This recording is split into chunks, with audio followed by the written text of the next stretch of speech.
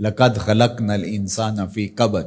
اس کو ہم نے مشقتوں میں رہتا زندگی بسر کرنے کے لیے پیدا کیا ہے۔ ساری زندگی اسی طرح گزرتی ہے، تمام عمر طوفان سے کھیلتے گزری،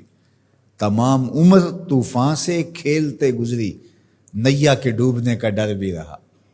ساری زندگی اس کشمکش میں گزرتی ہے۔ یہ حقیقت انسان اگر قرآن کی اس فکر کے مطابق جو بتایا ہے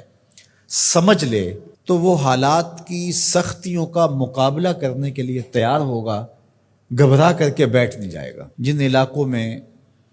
روزانہ کی بنیاد پہ یا موسم اس طرح کا ہے کہ کسی وقت بھی بارش شروع ہو جاتی ہے، تو ہم دیکھتے ہیں لوگ گھروں سے نکلتے ہیں، مطلع ابر آلود بھی نہیں ہوتا، لیکن وہ ہاتھوں کے اندر چھتریاں پکڑ کے جا رہے ہوتے ہیں کہ موسم کسی وقت بھی تیور بدل سکتا ہے، تو ہمارے پاس چھتری موجود ہونی چاہیے۔ دیہاتوں کے اندر جنگلوں میں رہنے والے لوگ جب گھر سے باہر نکلتے ہیں، ڈیرے کو جاتے ہیں، تو ایک عصا ساتھ رکھتے ہیں کہ کوئی موذی جانور آ سکتا ہے، کوئی سانپ نکل سکتا ہے، تو ہم اس کے لیے ذہنی طور پہ تیار ہوں۔ اور اگر یہ ذہنی طور پہ تیار نہ ہو تو سانپ کو دیکھ کے گھبرا جائے گا اور رونا شروع کرے گا یا آگے لگ کے بھاگ جائے گا، نتیجہ کیا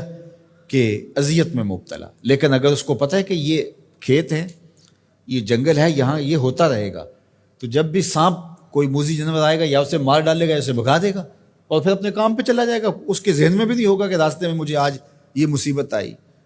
اسی طرح جس نے ہاتھ میں چھتری پکڑی ہے اور راستے کے اندر تھوڑا سا موسم کا تیور بدلا، چھتری کھولی، سر پہ لے لی، 2-4 قطرے برسے تو موسم پھر صاف ہو گیا، پھر اس کو سمیٹا اور ساتھ لے لیا، بات ختم۔ اس کو یاد بھی نہیں ہوگا کہ بارش ہوئی تھی یا نہیں ہوئی تھی، زندگی کے معمولات میں شامل ہے، چونکہ وہ اس کی تیاری کرتا ہے، اس کے ذہن میں ہے موسم ایسا ہے کہ بارش بھی آ سکتی ہے، کڑکتی دھوپ بھی ہو سکتی ہے، لیکن جو اس کے لیے ذہنی طور پہ آمادہ ہی نہیں ہے، اچانک نکلتا ہے تو بارش آ جاتی ہے تو پھر وہ گھبرا جاتا ہے، کبھی دیوار کے ساتھ لگتا ہے، کبھی کسی شیڈ کے نیچے ہوتا ہے، کبھی کچھ کرتا ہے، کبھی کچھ کرتا ہے، اور کپڑے بھگو کے واپس آتا ہے گھر، اور آتے ہی کہتا ہے مجھے گرم دودھ دو، مجھے تو سردی لگ رہی ہے، اس لیے کہ وہ ذہنی طور پہ تیار نہیں تھا، گھبرایا ہوا ہے، رنگ اڑا ہوا ہے، چہرہ زرد ہے، کیا ہوا؟ وہ میں نے سانپ دیکھا ہے وہاں،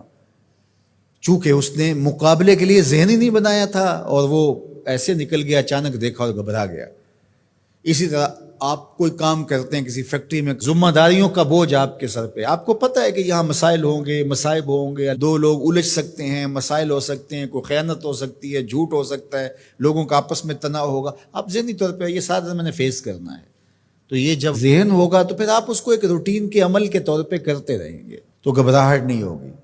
لیکن اگر آپ اس کے لیے تیار نہیں ہوں گے تو پھر آپ کو بہت تکلیف ہوگی۔ تو اللہ تعالیٰ نے یہ پہلے ہی بتا دیا، ہم نے تمہیں ڈیزائن اس طرح کیا ہے کہ یہ تمہارے ساتھ زندگی میں سب کچھ ہونے والا ہے، تکلیفیں بھی ہیں، آلام بھی ہے، حسد بھی ہے، بغض بھی ہے، کینہ بھی ہے، حقد بھی ہے، نفرت بھی ہے، اپنوں بیگانوں کا شر بھی ہے، شریکہ برادریاں بھی ہیں، دشمنیاں بھی ہیں، حالات کی ٹھوکریں بھی ہیں، غربت بھی ہے، امارت بھی ہے، بیماریاں بھی ہیں، صحت بھی ہے، سب ساتھ چلتا رہے گا، زندگی کے ساتھ کتنا کچھ جڑا ہوا ہے،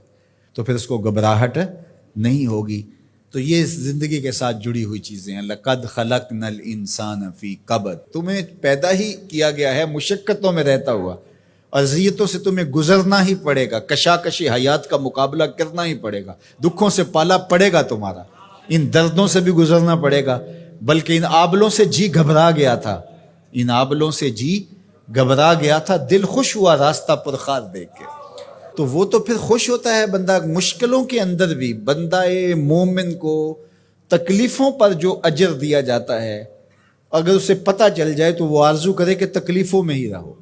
میرے اور آپ کے آقا و مولا فرمایا جو شخص قرآن پڑھتا ہے اس کو اجر دیا جاتا ہے، اور جو قرآن پڑھتا ہے یتتعتع فیہ، تو وہ اڑتا ہے، پھنستا ہے اور وہ اٹکتا ہے، لکنت آتی ہے، فرمایا اللہ اس کو 2 اجر دے گا۔